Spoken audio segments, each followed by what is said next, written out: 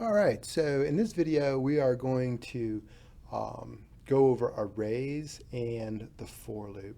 So an array is used to store multiple values of the same type in a single variable, and we can enter we can get those values using an index.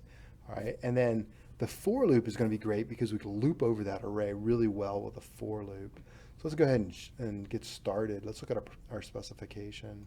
It says calculate out 12 numbers of the Fibonacci sequence, the first 12 numbers of the Fibonacci sequence. And then we're going to store the numbers in an integer array. That's awesome because we want to learn about arrays. Then print the numbers out. Here is the sequence. So we could check our data. That's great. And here is the Fibonacci formula in case you don't know. Right? So f of 0 is going to be 0. F of 1 in the Fibonacci sequence will be 1. Thereafter, any value in the Fibonacci sequence can be computed by the two preceding values. So let's go ahead and get started. Let's make an int array of 12 elements to store our Fibonacci numbers. So I'll say int, and then I'm going to use these square brackets. That's telling the Java compiler, hey, we're going to make an array. Let's say fib array new int, and square brackets with a 12 in there says create 12 slots, 12 integer slots.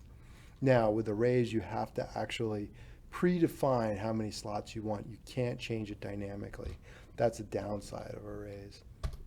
All right, let's look at our Fibonacci sequence. We'll say fib array 0 equals 0, right? Fib of 0 equals 0. Well, arrays start at 0, so that's fortunate. That's why this makes a good test case, right? So it doesn't start at 1 like you might think, 1, 2, 3, 4. No, it starts at 0, 1, 2, 3. So the highest value this can be in this array is actually 11 because we're starting at 0, everything's shifted down by 1. All right, so we assign that.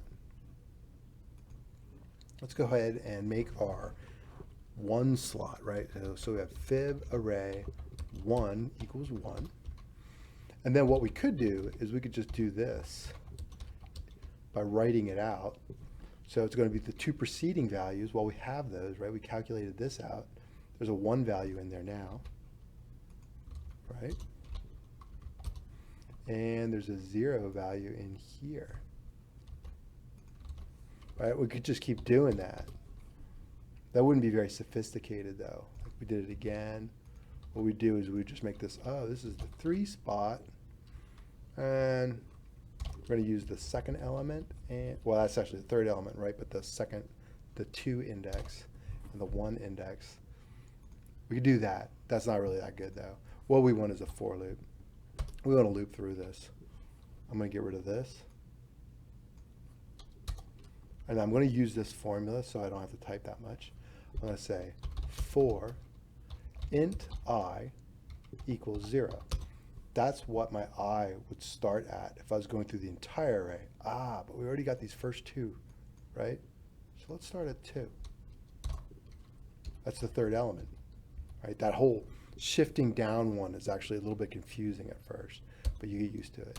Now, this is the second set of instructions in the for loop is how high we want to go. And we're going to go fib array length, but we're going to go as long as I is less than the length. Because if this is 12, I can only go to 11 because we started at 0. And we'll say I plus plus. So this third value is how much we want to increment I each time through the loop. The plus plus just means regular incrementing. So just add 1 to it, right? You could do this. You could say this. I equals I plus 1. Exactly the same, right? But we'll do the fancy way, plus plus. All right, let's put a bracket here, right? We're going to have a code block. I'll put a bracket here. I want to format this. So I'm going to hit Control-Shift-F. There we go. We got a nice little format going now. This is no good because these are hard-coded numbers. We want to use our I because we're going to loop through them. So we have an what is this, I minus 1, and this is going to be I minus 2, and that will do it. We can actually print it out while we're calculating it. Let's do this, sys out fib array I. All right, see what we got. There we go. So we have all the values, they match up. It goes all the way to 89. But what we want to do is just print out the array separately, and that way we can do another for loop, and you can learn a little more about for loops. So this time we're going to go through the entire for loop. We're not going to start at I equals 2. Let's go and do for int I equals 0. We'll start with the first element, I less than fib array length, I plus plus, and then sys out control space.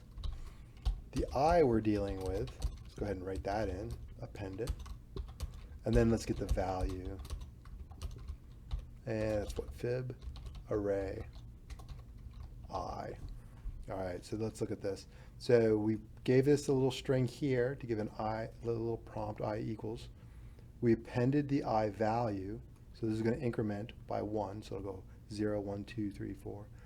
And then we added this string, right, concatenated it, and this is our Fibonacci value for that respective I. Print it, yay, and there we go. So we completed it. So this is our for loop. These are cool. Remember, for loops have 3 things: the start, as well as the, you have to name the index that you're going to use. It's got the stop condition, right? And it's got this incrementer to see how much you want to increment by. Like if I only wanted to do every two Fibonacci values, I go I equals I plus 2. Then, see, we have less values because we just printed out 0, 2, all the way up to 10. It didn't give us our 11th one because it's an odd number. We're only going by 2s now. 0, 2, 4, 6, 8, 10. We don't want that. I just wanted to show you. We go I plus plus. That's every value in our array. All right, there you go. So you have arrays. Remember that's a used for multiple values with a single variable. There's my single variable. The way you get those multiple values is using the square bracket notation with the index, right? And we can use a variable for that too. All right, I will see you in the next video.